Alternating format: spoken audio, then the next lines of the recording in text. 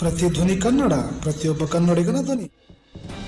ತುಂಗಭದ್ರಾ ನದಿಯ ಆರ್ಭಟ, ಜಮೀನುಗಳಿಗೆ ನುಗ್ಗಿದ ನೀರು, ಸಂಕಷ್ಟದಲ್ಲಿ ನದಿ ಪಾತ್ರದ ಜನರು. ಕಳೆದ ವರ್ಷ ಬರಗಾಲದಿಂದ ತತ್ತರಿಸಿದ್ದ ಜನತೆಗೆ ಈ ಬಾರಿ ಮಳೆಯ ಅಬ್ಬರದಿಂದಾಗಿ ಜನತೆಯ ಜೀವನ ಅಸ್ತವ್ಯಸ್ತವಾಗಿದೆ. ತಾಲೂಕಿನ ಕಲ್ಲಾಗನೂರು ಗ್ರಾಮದ 100 ಎಕರೆ ಜಮೀನುಗಳಿಗೆ ತುಂಗಭದ್ರಾ ನದಿಯ ನೀರು ನುಗ್ಗಿದೆ. ಕಳೆದ ಒಂದು ತಿಂಗಳಿನಿಂದ ಮುಂಗಾರು ಮಳೆಯು ಚುರುಕುಗೊಂಡ ಪರಿಣಾಮವಾಗಿ ತುಂಗಭದ್ರಾ ನದಿಗೆ ಹೆಚ್ಚುವರಿಯಾಗಿ 1 ಲಕ್ಷ ಕ್ಯೂಸೆಕ್ ನೀರನ್ನು ಬಿಟ್ಟಿರುವ ಕಾರಣ ತುಂಗಭದ್ರಾ ನದಿಯು ಈಗ ಮೈದುಂಬಿ ಹರಿಯುತ್ತಿದೆ.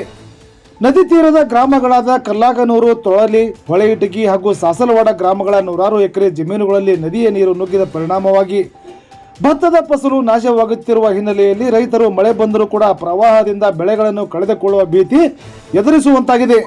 ಒಟ್ಟಾರೆಯಾಗಿ ಹೇಳುವುದಾದರೆ ಇಲ್ಲಿನ ನದಿ ಪಾತ್ರದ ಗ್ರಾಮಗಳ ಜನರಿಗೆ ಮೈದುಂಬಿ ಹರಿಯುತ್ತಿರುವ ನದಿ ನೀರನ್ನು ನೋಡಿ ಒಂದೆಡೆ ಸಂತಸವಾದರೆ ಇನ್ನೊಂದೆಡೆ ಪ್ರವಾಹದ ಭೀತಿ ಎದುರಾಗಿ ಜೀವವನ್ನು ಕೈಲಿಡಿದುಕೊಂಡು ಜೀವಿಸುವಂತಾಗಿದೆ. Bureau report, Shashidhar Sirasangi, Pratidhvani Kannada digital media Karnataka.